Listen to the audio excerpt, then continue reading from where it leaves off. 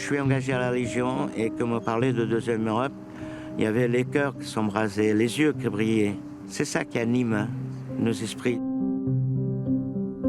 Ce mythe de l'étranger au service de la France qui vient offrir sa vie, son sang pour les concitoyens français, c'est quelque chose qui fascine. Il faut toujours essayer d'aller vers l'avant, il faut se dépasser de ses limites et je pense que c'est ça qui fait que cet régiment il est valeureux. La devise du régiment, c'est More Majorum, à la manière des anciens. Donc, on travaille tous pour être à la hauteur des anciens et de continuer à faire rayonner le régiment à la hauteur de ce qu'il est. Le 2e régiment étranger de parachutistes est l'une des plus prestigieuses unités de la Légion étrangère. Déployé sans interruption depuis sa création, le 2e REP a été engagé dans toutes les opérations majeures de l'armée française. Ses faits d'armes sont ancrés dans l'histoire et connus dans le monde entier. À l'occasion des 40 ans de la commémoration de la bataille de Kolwezi au Zaïre, nous avons rencontré la nouvelle et l'ancienne génération de légionnaires parachutistes, des hommes dévoués, habités par le culte de la mission, qui témoignent d'une aventure unique, avec toujours honneur et fidélité.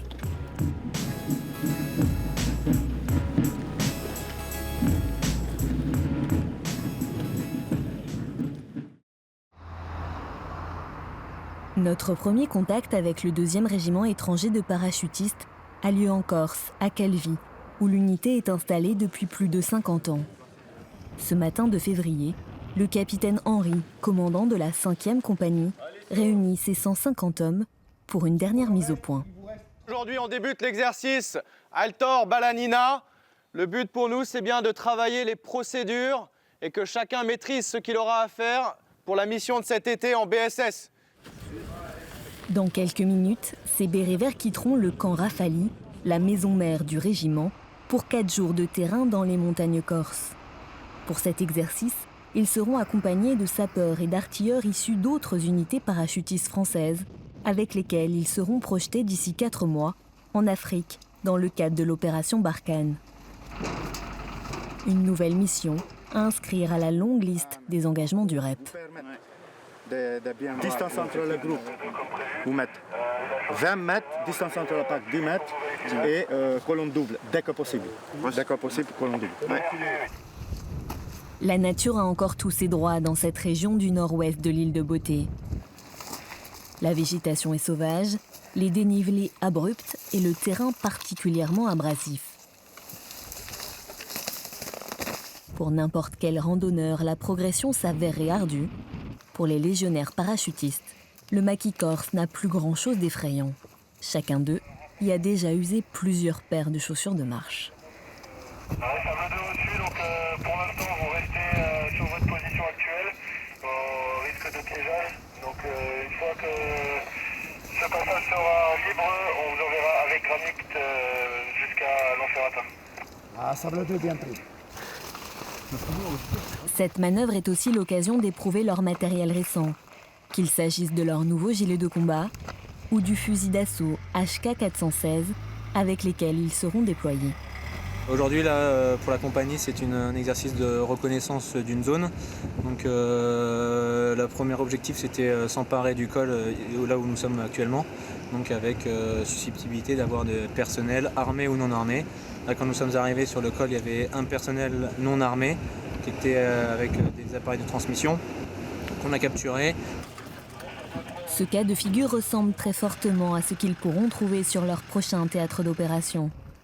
À quelques mois du départ, l'objectif est d'appliquer l'ensemble des procédures qu'ils vont devoir dérouler là-bas.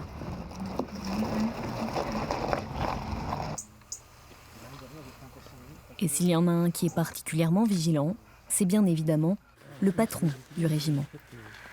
Alors on est en train de mettre à jour la situation tactique au départ du coup. Donc on est vraiment au tout début de l'exercice. Et on place les pions là où ils sont actuellement, de façon à pouvoir les suivre tout au long de l'exercice. Voilà. Donc c'est relativement simple pour l'instant. L'homme est serein. Avec déjà 6 opérations extérieures au compteur, cet enfant du REP, aujourd'hui chef de corps, connaît bien ses phases de rodage.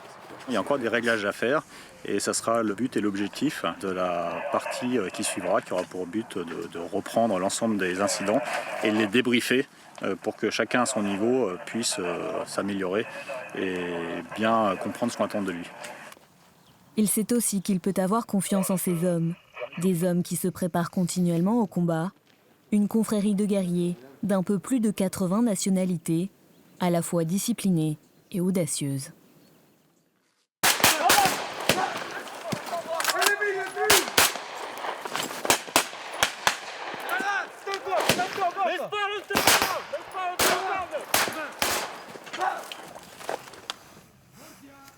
Aux premières lueurs de l'aube, près du village de Belgodère, les légionnaires de la première compagnie, eux aussi en plein entraînement, lancent l'assaut qu'ils avaient méticuleusement planifié depuis la veille. L'attaque est rapide, un peu trop peut-être. Alors les évaluateurs décident de corser l'exercice. 3 minutes, ils arrivent. Ok, Gazik, tu fais les bilans complémentaires, c'est parti. Garrot, morphine, perfusion. Le légionnaire touché est rapidement stabilisé par ses camarades avant l'arrivée du véhicule de l'avant blindé sanitaire. Comme le col est assez resserré, les éléments d'escorte de Véranité dépassent le col. Et ensuite, le reliquat de Véranité prendra à sa charge l'escorte du Vapsan quand il aura fait demi-tour et embarqué jusqu'à Tango Charlie 2 reçu.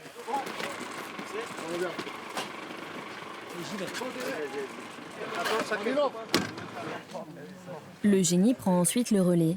Chaque poste de combat est passé à la loupe afin de détecter d'éventuels engins explosifs improvisés, la principale crainte en opération.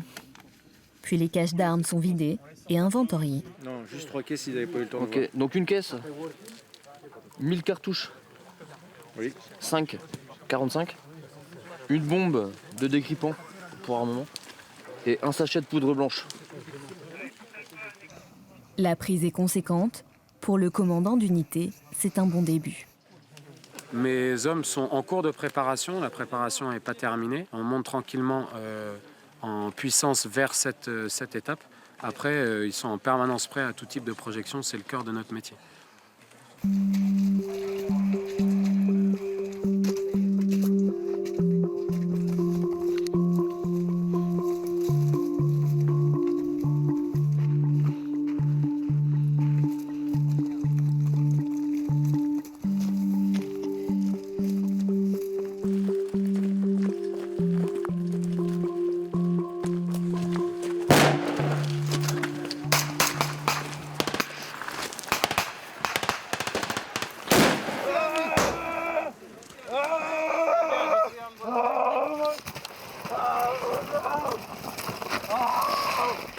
Pour le moment, il me faut tout de suite 2 mecs.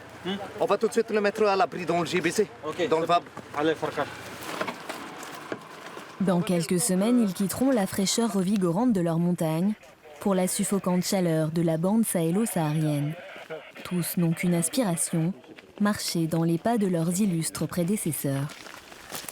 Depuis sa création, le 2e régiment étranger de parachutistes a toujours été à la pointe des engagements de l'armée française, se distinguant régulièrement par sa maîtrise et sa puissance au contact de l'adversaire.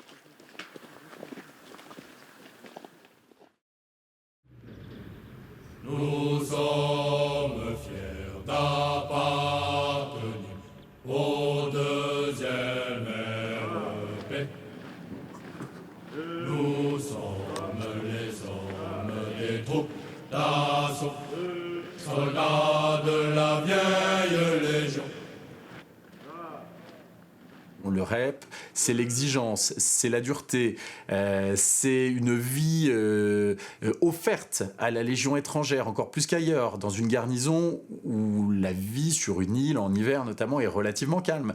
Donc je dirais que le légionnaire n'aura pas grand-chose d'autre que sa vie de légionnaire, que son régiment, que cet attachement à la Légion et à son régiment. Donc c'est un don total, c'est quasiment une vie monacale, c'est un moine soldat en quelque sorte. Et on retrouve l'esprit aussi des postes isolés qui ont fait l'âme et l'esprit de la Légion étrangère. Quand vous étiez au fin fond de l'Algérie, au fin fond de l'Indochine, au milieu de la forêt, vous viviez avec vos camarades dans un isolement quasi complet.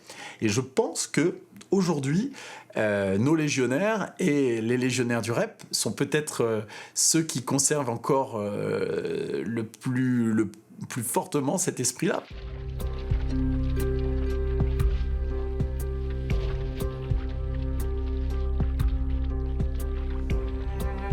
Pour mieux comprendre le 2e REP, il faut remonter à ses origines. Il est l'héritier des traditions du 2e bataillon étranger de parachutistes, engagé en Indochine dès sa création en 1948, et ce, jusqu'en 1954.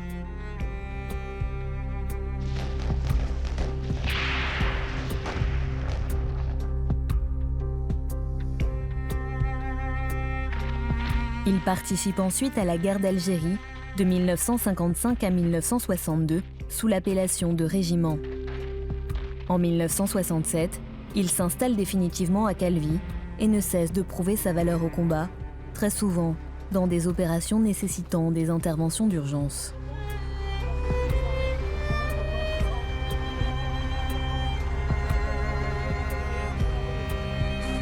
À la rigueur de la Légion étrangère, les hommes du REP allient la fougue des parachutistes et se forgent au fil des ans une réputation de redoutables guerriers. De l'Asie à l'Afrique, de l'ex-Yougoslavie au Moyen-Orient, ils seront de toutes les opérations extérieures.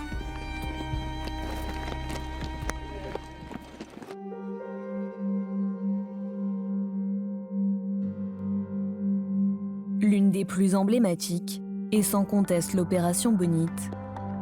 En mai 1978, 700 légionnaires commandés par le colonel Hérulin sautent en 2 vagues sur la ville minière de Kolwezi au Zaïre, avec pour mission de sauver des Européens et Zaïrois pris en otage par des rebelles katangais. Chez les Bérets Verts, 5 soldats perdront la vie, 20 autres seront blessés, mais pour tous, Bonite est un succès. Des milliers de vies ont été sauvées.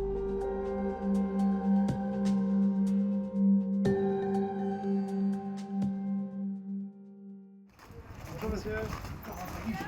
Ah bah c'est là, merci. C'est ce haut fait d'armes que les anciens sont venus commémorer en Corse 40 ans plus tard, à l'occasion du 155e anniversaire du combat de Cameron au Mexique, la fête traditionnelle de la Légion étrangère. 7 ans après la fin de la guerre d'Algérie, Kolwezi rappela au monde l'intérêt des opérations aéroportées, synonyme de surprise et d'efficacité au sol. Conduite le jour même de la bataille d'Ati au Tchad, Bonite peut être considérée comme le point de départ des opérations extérieures modernes, résultant d'une volonté politique forte et d'un outil militaire bien commandé, équipé et entraîné. Cette opération au retentissement international, devenue un cas d'école pour militaires ou dirigeants politiques, aura grandement contribué à magnifier l'image du légionnaire parachutiste. L'opération Bonite, elle nous a surpris à tous parce que ça faisait plusieurs fois d'affilée qu'on rentrait en alerte Guépard G1, on repassait en alerte Guépard G2. Nous avions fait tellement d'exercices d'alerte qu'on n'y croyait pas du tout. Et quand nous avons vu arriver le chef d'état-major, là on s'est dit on va partir. Une fois dans l'avion, arrivé à Kinshasa, on s'est équipé. Et une fois équipé dans l'avion, on ne pense plus à rien. La porte s'ouvre, on s'en va. Et on pense pas du tout à la mort, on pense qu'à une chose, à arriver au sol, à récupérer le plus grand nombre de camarades possible et de faire notre mission. Le vœu a été relativement très vite, quoi. Entre le moment de l'ouverture et le moment de tomber au sol, on n'a pas le temps de dire ouf. Quelques mois après, des anciens sont venus à Calvi, nous ont parlé de cette opération et nous ont dit que cette opération était exceptionnelle. Donc je pense qu'on prend conscience de cette opération avec le temps, pas sur le moment. Quel est le succès de Kolwezi? C'est d'avoir choisi une zone de saut qui était en plein cœur de la ville, qui a surpris les rebelles qui étaient en train de massacrer les Européens et qui nous a permis d'intervenir immédiatement et de saisir les points clés. C'était le succès de la mission.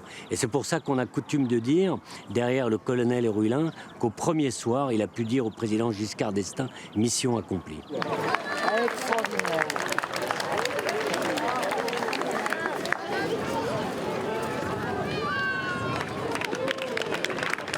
Les légionnaires d'aujourd'hui sont conscients de ce glorieux héritage dont ils sont les dépositaires.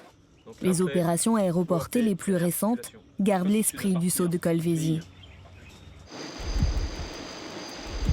Fin janvier 2013, dans le cadre de l'opération Serval, 400 hommes du REP sont largués de nuit pour libérer Tombouctou, la perle du désert malienne.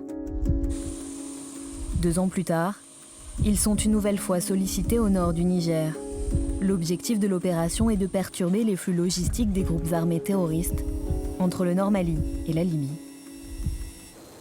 Il a fallu sauter de nuit, camoufler nos parachutes en les enterrant, camoufler nos traces, un peu comme des Indiens, mais véritablement, parce qu'on a affaire à des gens qui ont une maîtrise parfaite de cet espace, et le moindre indice, le moindre changement dans le paysage attire leur attention et éveille leur dispositif. On a dû s'enterrer et enterrer les légionnaires pendant plusieurs jours, pendant 4 jours, en attendant les convois. Donc il y a un vrai effet une tension qui s'installe, qui est sans doute celle d'un chasseur à l'affût. Le deuxième défi, il était logistique et physique, puisque nous devions rester 96 heures en autonomie de vivres, d'eau, de munitions, de médicaments, dans une zone où la température montait au-delà de 45 degrés. Donc on a tous perdu entre 6 et 12 kilos dans cette opération. Ok, pour l'avion, bravo. Perception, on va donner les parachutes dans la housse. Cette pugnacité est une des marques de fabrique du REP. Un engagement total qui se transmet de génération en génération et qui suscite l'admiration au sein de la communauté militaire et bien au-delà. C'est bon. Ça reste quelque chose d'exceptionnel d'être au REP. Lorsqu'on évoque le REP auprès d'autres militaires de la régulière, les personnes que nous croisons ont une certaine forme de respect. Ce mythe ne peut exister, à mon sens, que s'il est incarné par les combattants eux-mêmes. Et je suis persuadé, pour les avoir côtoyés, pour les connaître, que tout légionnaire se sent investi de cette mission, est prêt à donner sa vie pour la France. Et nos parachutistes du 2e REP, justement, ont peut-être encore plus que d'autres cette conscience accrue de l'exigence de ce mythe qui leur est attaché. Ils ne se contentent pas d'être entourés de ce mythe, ils vont vraiment tout faire au quotidien pour être à la hauteur de la confiance que les concitoyens français ont pour eux, mais aussi que les unités de l'armée de terre ont pour cette unité parachutiste. L'esprit du 2e REP, c'est aussi une profonde considération pour les anciens, à ceux qui ont forgé l'ADN du légionnaire parachutiste, car aucun d'eux ne quitte jamais définitivement Calvi. Notre devise, c'est More Majorum, à la manière des anciens, et on puise nos forces dans l'histoire du régiment, l'histoire glorieuse du régiment, cette histoire qui a été conduite par les anciens, avec leur sueur et également avec leur sang. Donc nos anciens sont effectivement très présents au régiment et ils sont importants pour nous. L'esprit traditionnel de légionnaire, il reste toujours ancré. Et dès qu'on franchit la porte de poste de police en bas, on se croit vraiment légionnaire. Et on se croit encore dans le temps. Quand on dit que nous sommes une famille, c'est pas qu'un mot, c'est la vérité. Et c'est pas parce qu'il est parti hier, il y a 20 ans de régiment, qu'il arrête d'être un légionnaire. Je dois beaucoup aux légionnaires et aux sous-officiers qui, tout en ayant été mes subordonnés, m'ont tout donné. J'ai été structuré, moi, et éduqué comme jeune officier par l'exemple, par le courage, la détermination, le professionnalisme de ces soldats exceptionnels. 1, 2, 3, écoutez-moi bien. 4, 5, 6, 7, 8. Vous allez sauter porte de gauche, c'est bon? Donc vous allez mettre tous les poignets à droite. D'accord? Et vous les autres? Aujourd'hui encore, la sélection est impitoyable pour rejoindre les rangs de ces quelques 1300 hommes au service de la France. En entraînement perpétuel, le régiment bénéficie en Corse d'un cadre exigeant et complet. C'est bon les gars? Allez, la main, petit poulet.